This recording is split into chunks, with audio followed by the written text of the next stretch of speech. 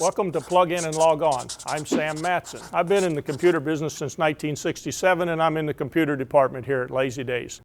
So why are we safe on the internet? Why have Cheryl and Sam Matson done so much e-commerce and never had a problem? Well, let's take a look at why. Citibank, New York City's got a great big skyscraper, flag on top, executives up there on top. Smart guys are usually relegated to the basement. There's a reason why they're in the basement and the servers are on the second floor, but we're going to run out of time if we tell that story.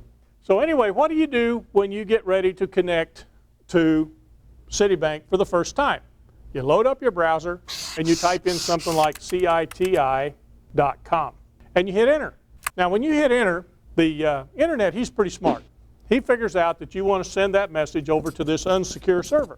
And this unsecure server sends back the home page, and he changes that URL to say http://www.citi.com, a whole bunch of other stuff you don't care about. Somewhere on that page is a login button. When you click this login button, that's when the magic starts. It sends the message to a secure server. That secure server then turns around and calls up an authentication server. And that authentication server talks to your computer and this server, and it creates what we call a security contract. And what happens is that everything that's going to be sent from that server to your computer is going to be encrypted in one way, and everything that's sent from your computer to that server is going to be encrypted in another way.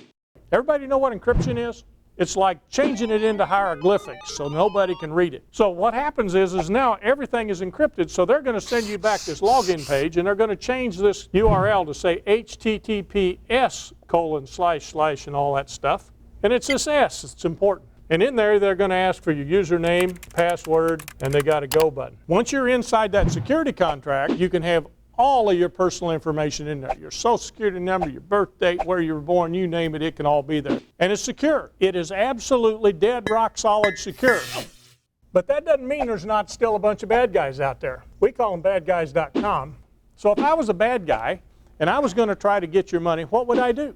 I can't get into your bank account because that's all encrypted. Well, what I would do is I'd get on the internet and go to Google and I'd put in North American email addresses, and I'd find a list of about 25 guys that sell me a couple of million North American email addresses for $39.95. So I'd pay this guy and he sends me this file with all these email addresses. Now I don't know who in there's got a Citibank account, but I got to believe that some of them do. So then what I do is I'm going to go write an email. First thing I do is I go to Citibank account and I grab their Citibank logo, put it on there. Now I'm going to write this email that says, "Dear Citibank customer, we've noticed some unusual activity on your account. Please click below and verify your information." And we put the login button right off of the home page. Now we all know not to click that, right? Everybody knows not to click that. But let's take a scenario. We're RVers, right? We're 1,500 miles away from home. We've got to get home for a wedding. And let's just take a totally unreasonable example and say that we get home, it's midnight. Pull into the driveway, set the parking brake, go in the house, haven't been home for 3 or 4 weeks. So we're going laying down in bed and we're tossing and a turning. Adrenaline's still running. We've been drinking Flying J coffee for the last 3 days. Can't go to sleep. So what do? You get up and go to the den and you turn on the computer and you check your email. And you run across this email. You're not thinking it's 5 o'clock in the morning. You haven't had any sleep for 23 hours. You click that button. What's going to happen?